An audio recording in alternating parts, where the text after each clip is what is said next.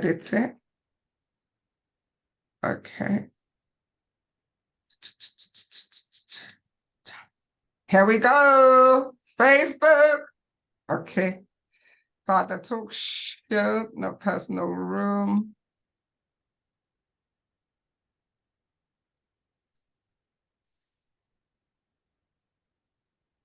Talk. Speak to me, Danny. I'm listening to you, I'm Daniel. here. Come and speak here. I'm all here. It says recording. Yeah, Not quite it's live yet, though. it's just for us. Okay, so number one, put in Father Talk Show. That's the Zoom. It's no longer my name. And then number two, hey, we're live. Join us. Put the link in. So I'm trying that for the first time. Hey, wait. Hey, wait. Live. Join us. Add the link in. For the talk show, I got to put the, give me a second. This would just take me to put the link in, put the title in of what we're going to talk about. I'm getting good at this. Yeah. Gonna be an expert soon. Yeah, I gotta find where the link is first. Oh my God, where have I connected this? Oh, I think Richard has just seen, he's just come online, hopefully. Okay, let me just, I don't know what, I don't know, where did I go live on Facebook? I think it's just come off. When you open the tab, here's the tab. Oh, do you know what? I've come on Facebook. I don't like Chrome.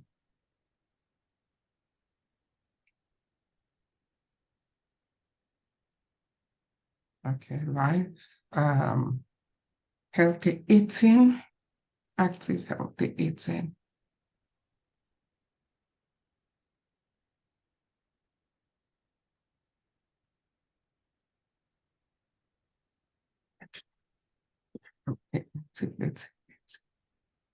Father Talk Show, that goes there. So I'm talking to myself, so see if I'm getting it right. Okay, Father Talk Show. I think he should be coming in soon, actually. Huh? He's read my message, so he should be coming in any second now. Okay, that's okay. That's okay. He is in already. So I'm going to admit him so you can just have a conversation with him, okay? Cool. Okay, so he should be there, Father Talk Show. Join us live. Okay, share to my page. Richard? Hello. Sorry. Is it there? Yes, thanks. Been a bit of a rush. We've been out this morning, so I cut it a bit fine and my laptop wasn't on, so Richard, meet Margaret. Margaret, meet Richard. Margaret, lovely to meet you. Lovely to meet you, Richard. I'm just doing Facebook going live. We're just trying to get it together. Wow, okay. You're going to be on live, not quite live TV, but... Wow, okay. Not quite live. Nice meeting you, Richard. How are you? Likewise. Yeah, good. Yeah, we've been out this morning getting fruit and veg and then going to a market and having some lunch out and then realised what the time was and thought, I've got to dash back, otherwise I'll be late. And then I wasn't. And you didn't invite us for lunch, and you didn't invite us to go and collect the fresh fruits. Yeah, I'm sorry. Yeah, but if you could have jumped over here, I'm sure you would have done. Definitely. Yeah, exactly. Okay, guys, are we ready? We're going to go live now. Okay, cool. So bear with us and everything. Richard, you're really welcome on the Father Talk Show. Thank you. It's a pleasure to be here. We're both crazy. All right. I'm crazy too, so I'm in a good place. Yeah, Richard's going to fit right in. Excellent. All right, guys, we're going live now. Okay. But it's just connecting. Lord, we thank you, we praise you, we glorify you. Lord, let everything go smooth today. I got it last week.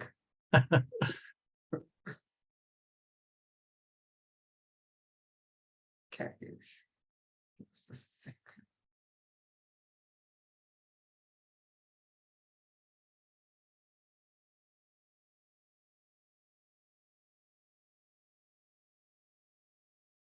already. We're live today. Wow, this is Together. amazing. Technology is wonderful, isn't it? I was just, all right, first of all, good afternoon to all our friends out there. Facebook Live, thank you to the men out there and the single fathers. We salute you. Thank you so much for supporting us. And I've got some amazing and wonderful speakers today. And Richard, who's going to speak to us regarding about healthy eating. And obviously my guest host, and my host, it's not my guest, my host, Daniel, as well. So I need to get that right. I have been your guest before. Yes, you have. And so we are really going to look forward talking to you guys out there. Why is it important for healthy eating for men? All right, why? So I'm really looking forward to this conversation. And also I myself going to get some really good nuggets how to eat healthy as well. Now, why the Father Talk Show? I get asked that so many times. Why men and why not women and everything? And my response is, I'm tired of you women working with you. I love you guys. But this time round, let's look after our men. Our men need support, and particularly our single fathers, because I'm really passionate about that. And how do we support them, encourage them, and also for them to become the best version of who they are. And the Father Talk Show is all about inspiring men and motivating men, all right? And one thing we've forgotten, now society has forgotten, and I feel personally, I'm sure the men later on when they come to speak, they may agree with me or not, I feel the whole society has been turned upside down, where the men should have been really kind of the foundation of part of the society. Now you find out as women kind of have on top of decision-making, or let's put it this way, some of the women wear the trousers instead of the other way around. And what the Father Talk Show wants to do is turn it back the other way around, not to be abusive and kind of thing, or men behaving badly. No, we're not supporting that. But I just think men have a place in our society. Men have a place in our life. Men have place in our family. They are the head of the family, the head of the household. Men are the provider. I mean, I know now there's a lot of women who earns more than the partner, but hey, that's how society is. But I just want to say to you, the whole of the Father Talk Show is to inspire, to motivate, encourage, and salute the men and say, you're doing an amazing, awesome work out there. Now, without no further ado, I want to introduce my guest. It's not our guest, it's not my guest, my host, Daniel. Daniel, welcome. Come and take the center stage. Thank you, Margaret. You know, we're here, like, you know, we have been for the past 3 or 4 weeks now to empower men as much as we can through different modalities, whether it's through personal growth, emotional growth, and today it's through nutrition, eating healthy, and the importance of that, and to just examine that in a little bit more detail. And actually to get, you know, Richard, you know, you've obviously been involved in this for a while, and we want to get your perspective on this. We want to get, you know, why did you start your journey? What kind of benefit do you think it will bring to eat healthily? And, you know, it's a common thing that, you know, we talk about it all the time, but we want to hear from experience. We want to hear, you know, the intellectual side of it, and, you know, why, you know, we want to really know in deep down in our hearts why we should eat healthy, and maybe how society has prevented us from doing that. So Richard, if you don't mind, tell us a little bit about yourself, a little bit of history, and tell us how you got started on this journey of holistic health and nutrition. Yeah, well, of course. Well, first of all, thanks for having me. It's lovely to, obviously, Daniel, I know you, but obviously it's lovely to meet you, Margaret. Yeah, well, if I go right back, I mean, I actually trained as an applied biologist, worked in biochemistry in my 20s, And then I went into the field of scientific sales and also working in drug discovery for many, many years. And I'll be honest with you, back then, I didn't necessarily pay a lot of attention to my health. And I was traveling around a lot. I would be grabbing whatever meal I could during the day, and then sometimes eating a proper meal in the evening. Other times it might not be. Obviously, when you're living that kind of life, it takes its toll on you. And it wasn't until I'm 66 now, and I'll be 67 next month. We're in April now, aren't we? Yeah, next month. Yeah. And it was when I turned 60 that I started to appreciate that I needed to make some changes. I was already making changes. I went vegetarian way before that, supporting my wife. And it was very much that I began to see people around me that were struggling, and my wife was certainly affected in many, many ways, and takes quite a bit of medication for some of her problems. And I started to feel it myself when I turned 60, and I thought, if I don't really make a difference in my life, then I might be struggling 4, 5, 6 years down the road. If I tell you now that my metabolic age is 15 years younger than my birth age, gives you some idea of why I do what I do. And I don't teach anything that I haven't done to myself, to my own body and my own mind. And Daniel knows a lot of the things that I talk about when we network. It's just so important. So I basically decided to take a holistic route. I mean, I had also discovered the role of supplements in our diet, because we can't rely on food alone to nourish us, because of modern methods, modern farming methods, modern food processing, etc. So there is a big issue there, and we can delve a little bit deeper into that if you like. So having combined those two, I then developed my 5 pillars of good health, which is balanced nutrition, exercise, mindset, and then managing your environment and your stress levels. Now, I'm not an expert in mindset. You know, Daniel is far better qualified than I am. But if you don't have a positive mind and make positive decisions, i.e. awareness of what you're doing, and that applies to nutrition. So we do need to be thinking very carefully about what we put in our mouths, and obviously into our minds as well. So that's a little bit of the journey to now. I just very passionate. I get out of bed to change lives. I want to make a difference in this world. I want to leave a legacy behind me of changed lives and start a ripple effect. You know, if people start getting better health, then they can go on and educate their kids and maybe help their friends and their families. And hopefully we can get people back to living healthier lives.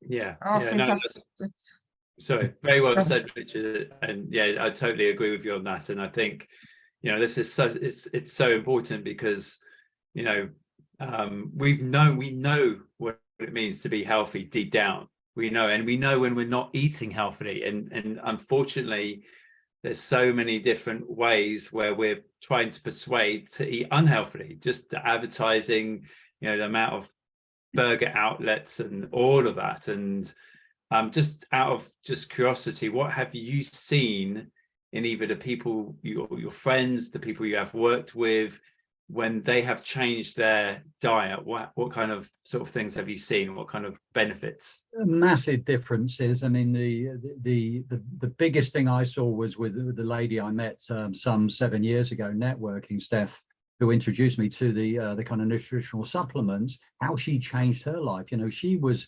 very severely, you know, lacking energy because of some complications, and spent a lot of time on her couch. And she didn't understand. She was in catering, but she didn't understand so much about good nutrition, but also what was missing in the diet as well. And once she made those adjustments, she recovered and woke up. And I was just fascinated by her story and decided to investigate it.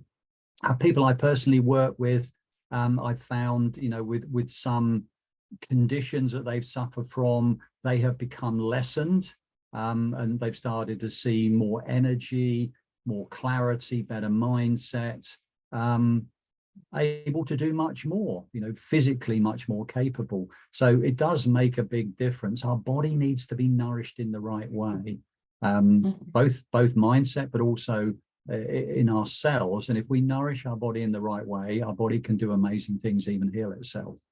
But unfortunately, you've already hit the nail on the head there when you said that we're tempted to go down a different route. What was the first thing that most people did when we were allowed back out in the pandemic? Where were the biggest queues? If it was anything like round my way, they were outside McDonald's and Kentucky Fried Chicken, you know. Kentucky Fried Chicken, yes. And let's face it, I don't want to knock them as companies, but the nutritional content is almost zero. It's not doing you any good, in my opinion. I haven't set foot inside a fast food joint in many, many, many years, but I used to. Hold hand up, you know, I used to. So it's a big problem because we take the easy route, the convenience route. We don't have time. It's always an excuse. I don't have time to cook. I don't have time to this. Oh, it's easy to take the kids out for a McDonald's or whatever, or get a microwave meal in. You know, we live in this microwave society. I want it now. I want it now. We need to get back to basics, and there's a lot of things that men can do. They can learn to cook. I mean, I'm not a great cook, but I can cook if I have to. But you could cook nutritious meals at the weekend and freeze them, and then such as can you give us like a clear kind of nutrition food that men can cook that is quite reasonable, is quite cheap? That's one question, but I really want to take you back when you say the 5 pillar of food that can you just, because for me that is new, and I know there's many other people out there who don't understand what the 5 pillar of food is. So can you just take us back on that and just give us a breakdown on that, please? Well, this isn't 5 pillars of food. This is my 5 pillars for good living. So the first one I talked about was balanced nutrition. We need to eat a healthier, cleaner diet. Now, I'm vegetarian, so I don't eat meat. I do eat fish.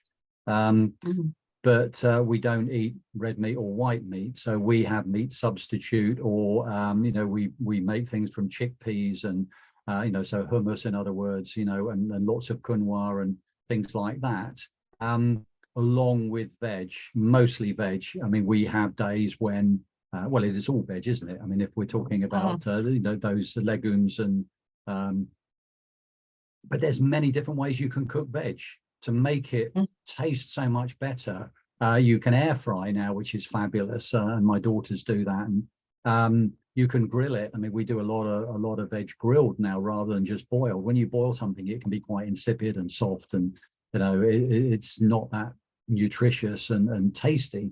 But if you try other ways, grilling and frying, or you know, do stir fries. Obviously, white meats, it can be healthy. I'm not advocating everyone goes vegetarian or vegan. So it does have its place, but I would talk about a flexitarian approach. So, you know, don't have meat every day. Have days, have days when you have veg. So you could, obviously, if you're going to freeze things, then you know, freezing meat isn't always a good way. But you can freeze the veg, so you can cook up some different foods. You know, do some pastas. You know, healthy pastas. And I would recommend that you use kind of brown pasta, you know, or, you know, you can get, I think you can even get beetroot pasta now, you know, get pasta made out of vegetables rather than this kind of high carb pasta. So there's lots of different options out there, lots of different veg recipes. I'm not a great cook, you know, and first of all, let me sort of say that I'm not an expert in nutrition and meals. I do have a diploma in nutrition, so I can put meal plans together, but I just try to get people eating more veg. Government guidelines are 5 a day, and that's really on top of having your potatoes. For me, potatoes still count as one of your, you know, but on top of your 5 a day. But that's not enough. We need to be eating 7 to 10 portions of fruit and veg, ideally 10 to 15. And people are probably saying, why, Richard? Well, that's because the nutrition in our plant food that comes out of the ground is so devoid of nutrition. We're talking about carrots, for instance, have lost 75% of their magnesium in the last 60, 70, 80 years because of modern farming methods, and they don't put the goodness back into the soil. So how many would you need to eat today if they've lost 75%? do the maths. Who can 4 times as stomach much. yeah, who can stomach that? We can't. Not even a vegetarian can. So it's a big problem, which is why I do advocate supplementation to balance your nutrition. I don't use the word balanced diet. Diet should be a lifestyle, not a 12-week program. So eating as clean as you can, as healthy as you can, and that can include meats, but preferably white meats rather than the red meats. But then supplement to fill in the missing gaps. And there's lots of things that people can do. And there's very specific nutrition, which we don't get in our diet anyway. But again, then that leads to a problem, because if you say, okay, I'm going to take some multivitamins and minerals, and you go to the supermarket and pay $5, you're probably getting synthetic, and that's not what the body needs. So if you are going to supplement, then you should be going down a route where it is from a plant source. So it's harvested from the plant, and it's been proven through quality control that what's in the bottle is actually there. So combining those two together, so balanced nutrition, but then we need to move the body. Now, our body needs to move. Our lymph system in our body will carry away toxins, but it doesn't have its pump. It doesn't have a pump like the heart. So if you don't move your body, if you're sedentary and you sit in front of the TV, eating a bag of crisps and a bowl of popcorn, and that's the only movement you got is your arm, guess what? Those toxins are not going to move to where they need to be taken away from the body. So it's important we move our body. I go to the gym 3 times a week, but you don't have to be a gym buddy.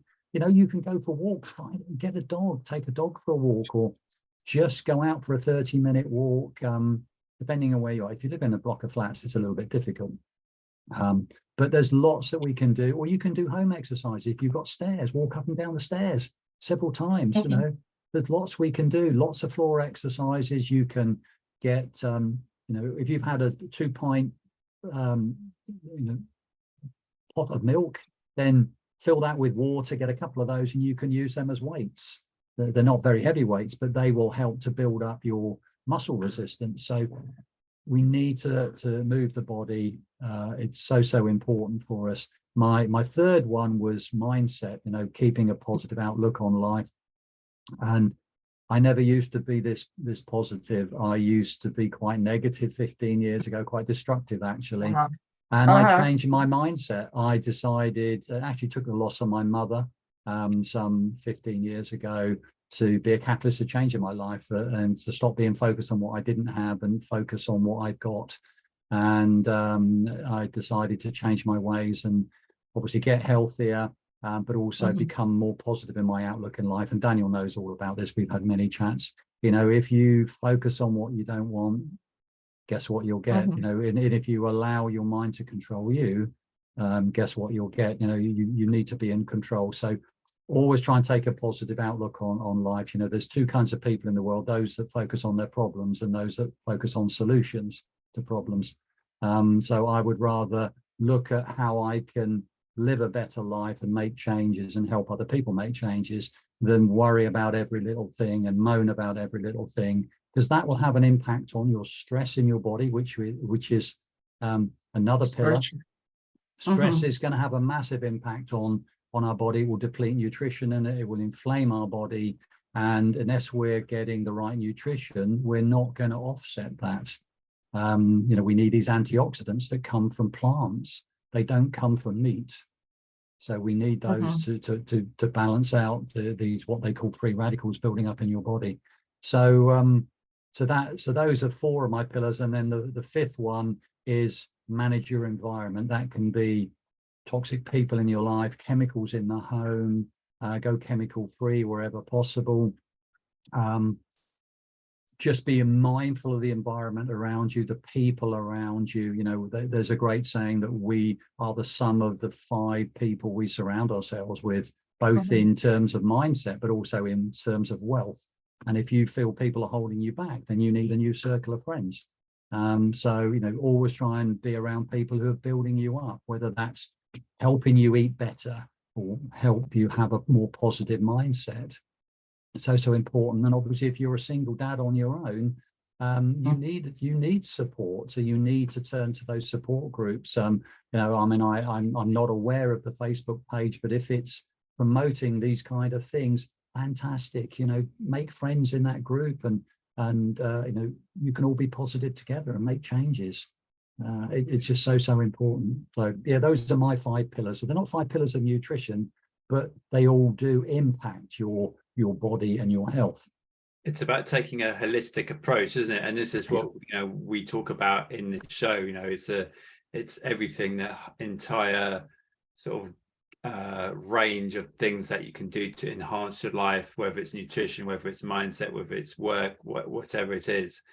The one thing that I want to ask you about, Richard, is like I used to have this sugar addiction, yeah, and I used to love my chocolates, and I found that, yeah. What about you, Margaret? Were you like that, or? Yes, for me, sugar was a massive thing. You know, I like my coffee, particularly if I'm really stressed. When I was working in the market as a market trader, when I was really, really stressed, I could kind of unwind. You know, they say take black coffee, and I'll make sure that the coffee is almost like syrup, because I put so much sugar inside that, and I didn't realize how much that was affecting me. Pardon? Yeah. Yeah, and I was going to say that with me, I don't know what both your experiences with sugar. When I cut out sugar, I found I went through this huge withdrawal period where my energy was like super low. And but then when I came out the other end, all of the emotions came up. So all of the emotions I suppressed with sugar started coming up, and I had to clear them out. But then I also found out that my aches and pains started to disappear as well. Yeah, I started to find, you know, oh wow, I don't have that ache or pain anymore. So yeah, I don't know, what was your experience? Mine. Yeah, in general. Well, if I tell you now that in my youth, I am infamous for eating my way through 7 sweets. I was challenged at a business kind of dinner to eat as many as I could. So that was the kind of sugar habit I had. I loved my sugar, and even as a child, I had sugar sandwiches back in the 60s. So you know, I've been hardcore. There. So I was hardcore. Yeah. Don't ask me why. But yeah, what we have to remember with sugar is it inflames the body so much. We don't need this, well, particularly processed sugar. I mean, there are natural plant sugars, which I work with, which are necessary for such important things like, you know, cellular communication, etc. But we don't need sucrose. You know, we don't need these processed sugars. And what people don't realize is that we need vitamin C. It's a very important vitamin in our body, and we can get it from so many places. But if you have too much sugar in your body, your cells will take the sugar over vitamin C because they both use the same pathway. So if you're on a high sugar diet and you say drink a glass of orange juice, it probably won't do you any good, because you know, it's not going to take in the vitamin C that's in that orange. Plus, of course, you don't have the fiber in the orange juice. So it's a big problem. And you're right, Daniel, you know, about how the energy changes. I had that same kind of sugar slump when I came off it. I mean, any addiction is going to leave that withdrawal symptoms, but you do notice those change in the aches and pains in your body, and you feel better. And then you find your energy goes like that. It goes through the roof once you change that. And I actually found when I went vegetarian as well, and I started eating more plant food, that my energy levels went through the roof. And a lot of people think we need meat to be strong and fit, you know, and macho, but we don't. You know, 2 of the strongest creatures on the planet are vegetarian, and they don't eat meat. So we can still be strong and healthy without it. But you need to make sure that you are getting the right nutrients from plant food. And there's so many good options out there. You can go out and eat, and it's very, very good. I still like a bit of sugar every now and then. You know, I like a cake and a coffee. And, you know, we have our favorite restaurant in Camberley is a Turkish restaurant, and they do baklava. And that's one of my favorites, going back to my days of visiting Greece. But it's a once in a blue moon treat, you know. It's about moderation. So yes, you can still have those sugar treats, but moderation. But if you if you do something daily on a repeat basis, then it's slight edge principles. Great book I recommend you read by Jeff Olson, Slight Edge. If you can do daily habits that will take you further away from your goal or towards your goal, but they're choices that you make, and so always choose ones that are going to take you further, closer to where you want to be, not further away. You know, the great thing about that, can you just tell us what is the best sugar that somebody can buy out there that is kind of healthy? Because I know there's a few out there. Yeah. And so give us a few tips tips on people that they can use to kind of start using straight away. Like, for example, you talked about the exercise, the sugar, you talked about nutrition, you talked about supplements. Give us a few examples there, and then people can kind of look at and everything, because I love the part you say, you know, if you're buying nutrition, look at something like is plant-based. What does that mean? So please, Well, plant-based means that, you know, say if it's a burger, it's made from plant materials to actually form a texture like a burger. Particularly vegan burgers tend to be very similar, but you do have to know your source, because they can be processed like anything else. So we have to be mindful of that. So always kind of look at, you know, what's actually added to it. And to be honest, if it's got about 15 things mentioned on there, it's probably just as processed as having an ordinary burger. So you do have to be mindful. I would say always check the labels, and there's lots of things that you can look for on there, you know, weird and wonderful names which you might not understand. If it's not just listing the plant nutrition that's actually in there, then it's probably over processed. In terms of, you mentioned sugar, what's the best sugar to take? I mean, I don't recommend taking sugar alternatives, i.e. chemical sweeteners, because we have that word in there, chemical, it's synthetic, and it's not what the body needs, and they can lead to other problems, and that's a discussion for another day. But we use plant stevia. My wife uses it. I don't take any sugar. I don't have added sugar to anything. But I recommend people have stevia. Now, it's going to be a bit more expensive than taking sucrose. My advice would be to try and wean yourself off sugar. No, is one of those things. We don't need added sugar. We don't need added salt. You know, I mean, cook with salt by all means, but don't add it as well, because you're just adding to an increased level. But that would be the one that I would recommend, plant stevia. So, you know, as long as it's plant sourced in that way rather than from a chemical plant. So we have to try and avoid that at all times.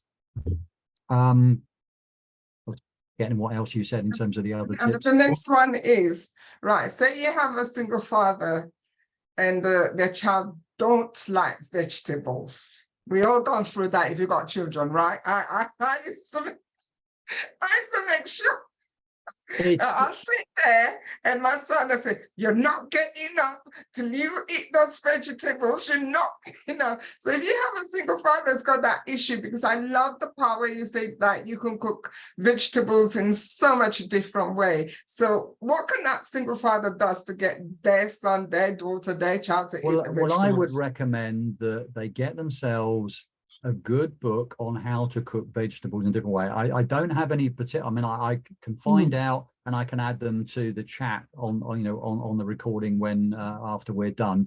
But I think you'd find if you grill vegetables, they will taste different to children. But the other thing we've got to bear in mind, and Daniel might back me up on this, is that with a lot of children, it's a belief that they're not going to like the taste. It's not that it actually doesn't taste nice. It may be they don't like the texture or the flavor of it, but in most cases that's rare. A lot of the times is that they just don't like the sound of that vegetable.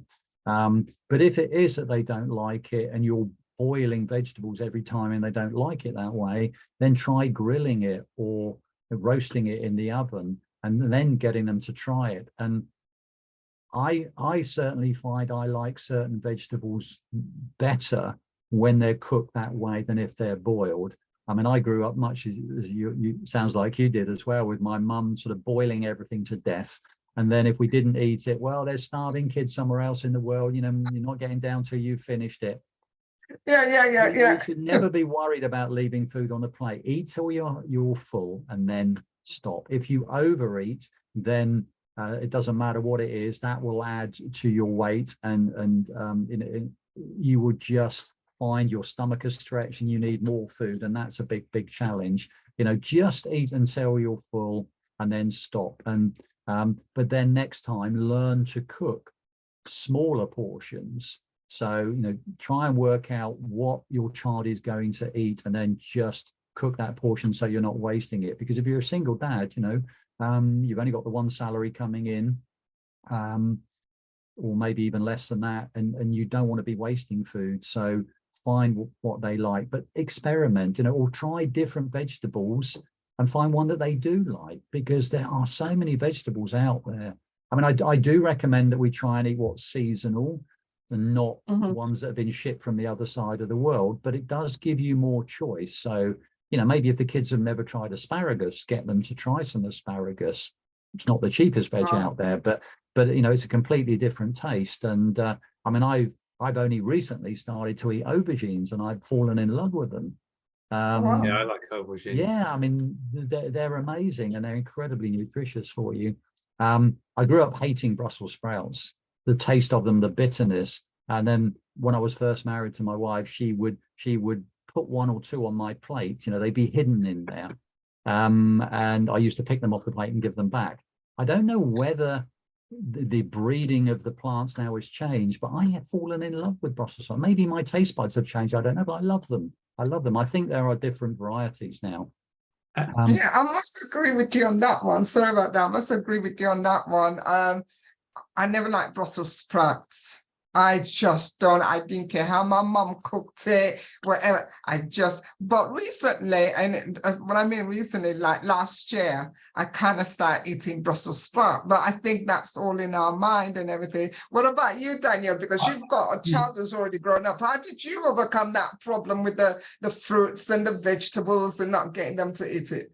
You know what it is I like the way the French do this. So if you research how the French and their children eat, they'll basically cook a meal and everything will be in that meal. The children won't have a say. They won't sort of cater to the children's needs. You know, they just cook something and the food goes on there. Now, if the child doesn't want to eat, there's no fuss, there's no bother. They just don't eat it, but then they go hungry. Yeah. And inevitably what happens is the child is just really expected to at least try. Yeah. And that's the thing. And if they go hungry, then the next meal they're going to eat the food, because no one's going to starve. No child is going to starve themselves. And I remember once I had a client who had this issue with their children not eating. And I said, whenever they wouldn't eat or they didn't like the meal, they would scream. So I said, look, just sit with your feelings that come up around this and allow the child to have their sort of episode. Yeah. And just sit whatever comes up within you and just be with it, clear it. And that's what they did. And inevitably what happened is the child was screaming, didn't want to eat it, and then had the tantrum. And then 2 minutes later, they started eating the food that they'd previously hated. And I think a lot of the times it's like we're trying to sort of do everything around our children and we don't always need to. And I like that French approach where they're like, this is the food, you don't have to eat it, yeah, but we prefer you try it. And inevitably, if they don't eat the food meal after meal, they're going to get hungry. Yeah. And they will eat everything. I like that one. That's when and the French kids just eat everything. That's the thing you notice. Yeah, I'd say I think we spoil our kids a little bit too much, and if they don't want to eat something, then we try, what can we find that they do eat, and it can be a big challenge. And obviously you know better than I do how much of it is psychological and how much is actually the taste and texture of things, and that can be overcome. I mean, I've seen programs where psychologists work with them to actually getting people, and this could be adults, actually eating the food that they previously didn't like. because they're overcoming these kind of blocks which are stopping them from eating them. So there's a lot to be said for that.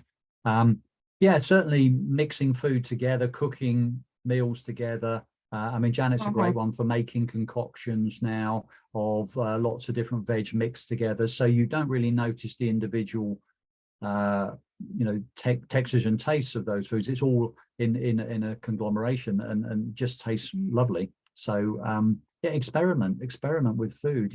We do need to make the time. I'm aware that maybe many of these fathers, they're working long hours, so that they come home. It's easy just to take a microwave meal out and shove it in and get the kids in front of the TV, so you've got a bit of peace. But we need to make more time to spend with the kids, to find out how their day's been, and kind of nurture them really, and find out what they like and what they don't like. And if you've got boys, I mean, if you want to get exercise, go and take them to a football field and kick a ball around. There's lots of things that we can do. But it's easy for me to sit here. I've been married for 30 years this year, and I've got 2 daughters grown up now. Never had these challenges, so it's easy for me to sit here and say things like that. So if you're reacting to what I said, then I totally get that.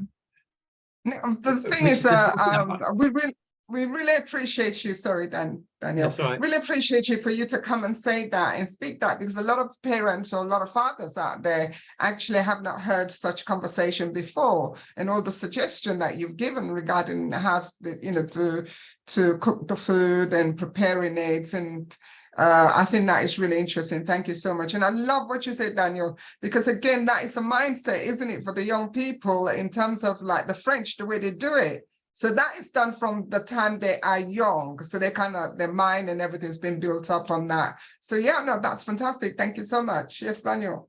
Yeah, no, I just wanted to say, one thing that I've found with healthy eating and really good food is that it feels strange that the more sort of fertilized chemical a food, processed the food is, the cheaper it is, but the real good food is super expensive. The food that has no chemicals, that hasn't needed to go through the processing, all of that, and it's way more expensive. And you wonder, you've had to process this food, you've had added chemicals, all of that costs money.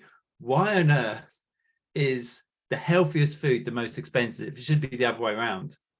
I agree, and I think there may be a little bit of manipulation in this. I don't know.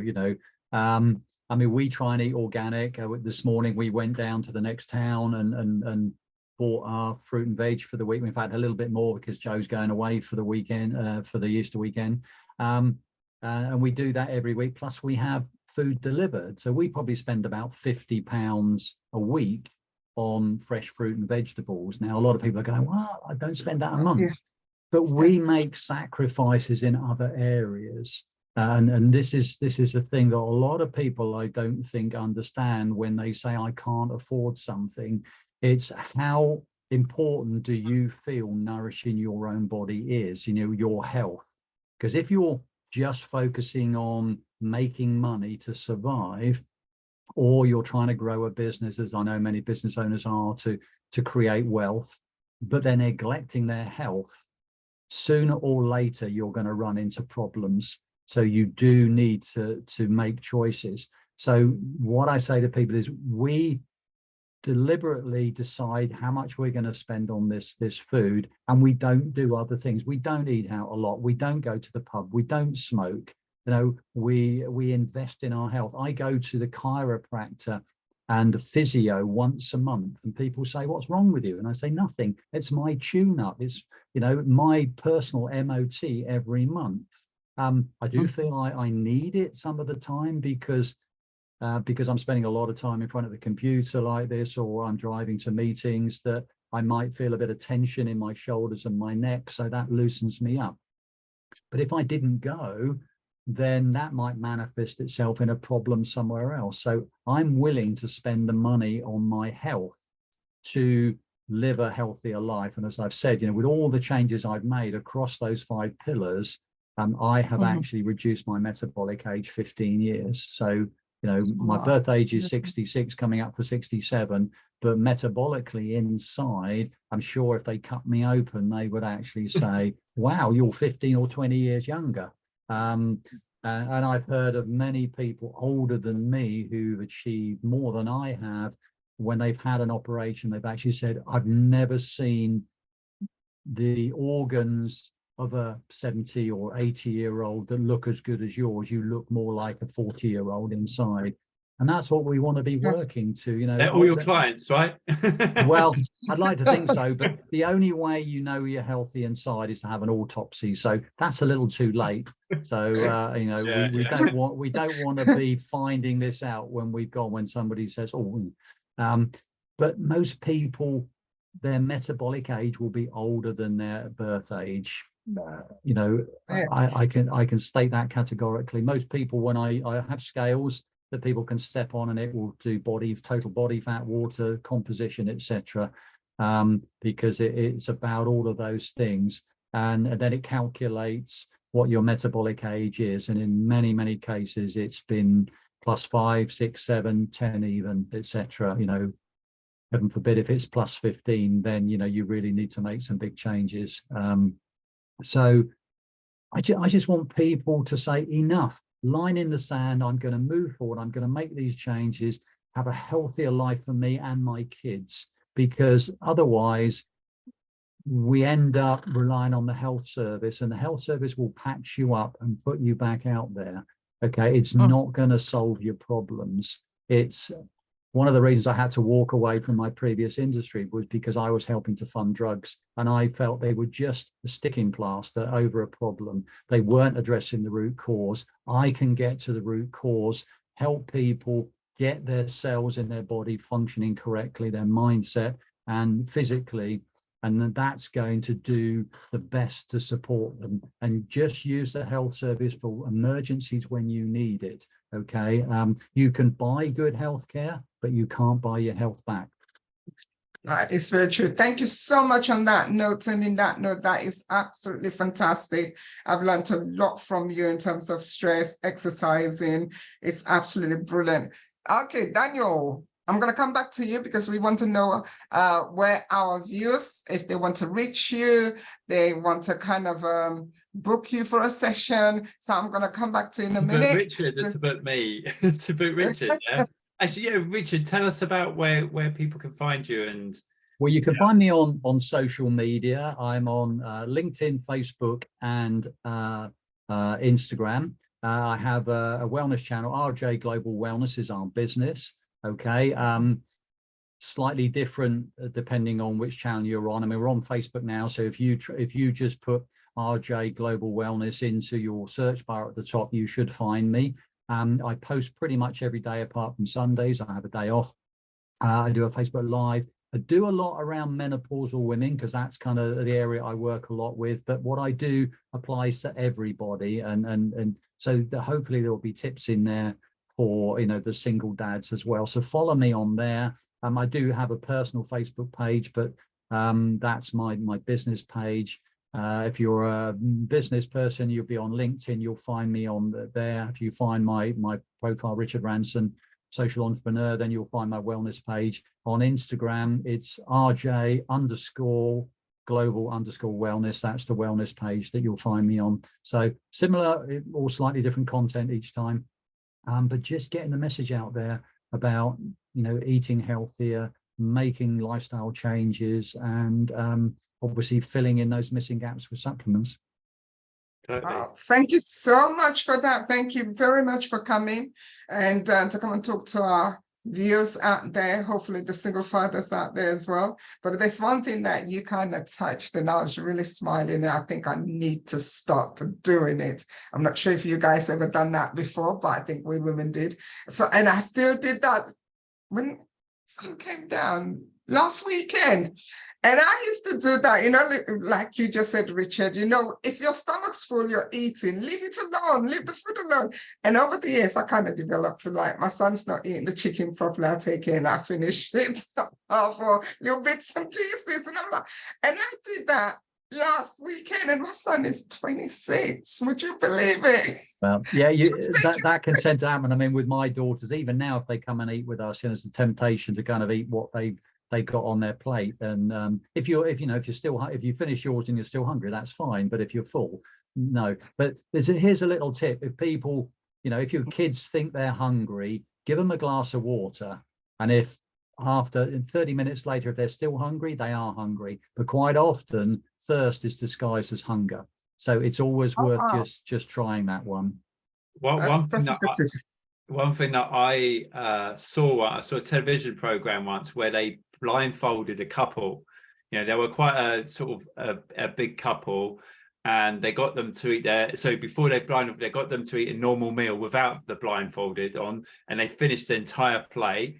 And then they said, now we're going to blindfold you. We're going to get you to eat the same meal. But now when you feel that you're not hungry, stop eating.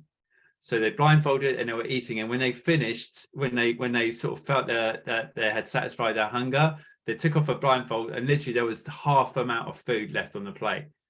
Yeah, I've seen that before. I've seen it on TV programs where they've done that. And because you can't see the food, you're not overriding your taste buds because you're seeing food left there. So when you're blindfolded, you're purely going on how your stomach feels and ignoring what's actually on the plate, and you will eat less in situations like that. So that's the thing that, we can be guided visually by what's on the plate, and it can lead us to overeat.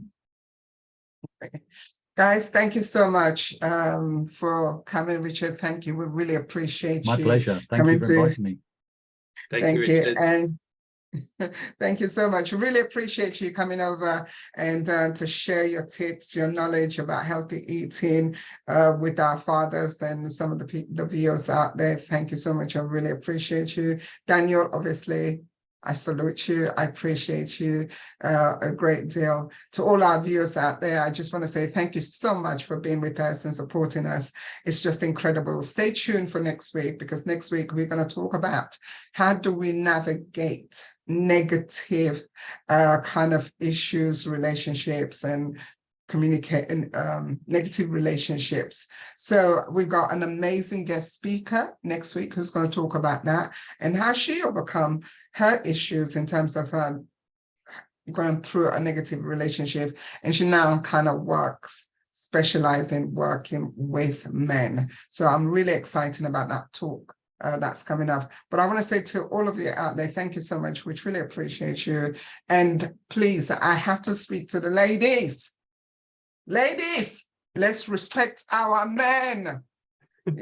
Let's respect them, please. They need our support. The most amazing thing that I'm not sure, sad, I'm going to say the sad thing that happened yesterday, one of my male clients who did our workshops and came through, and we were just talking because they kind of disappeared for a while. And I'm really glad that he came. He's doing really well. He's looking into setting up his own business, his own charity, so he can actually work with men that are going through abuse. I know this is something we don't talk about. And I hope myself and Daniel, those are topics we're going to tackle about men actually being abused. And this is physically, all right? Physically. So we'll be tackling those issues. I mean, he showed me a video what his ex-partner was doing. I was absolutely shocked and horrified. I'm thinking, I can't believe that. So hence what I'm saying to all you women out there, please, if the man wants to be part of the child's life, please allow them. You know, there are some amazing men out there who want to be part of their child's life. So don't make their life miserable, please. Allow them to do so. And again, I'm going to repeat myself, and I love repeating myself sometimes. Let's respect our men. They are the kings. Thank you so much for listening to us. Have an amazing time. We'll see you next week, Saturday. Richard, thank you so much. I look forward when they're working for you, and also come again. We definitely I'd love to come back again another time. Yeah. Okay, thank you so much. Thank you. Bye-bye, everybody. Bye, our viewers out there. Thank you.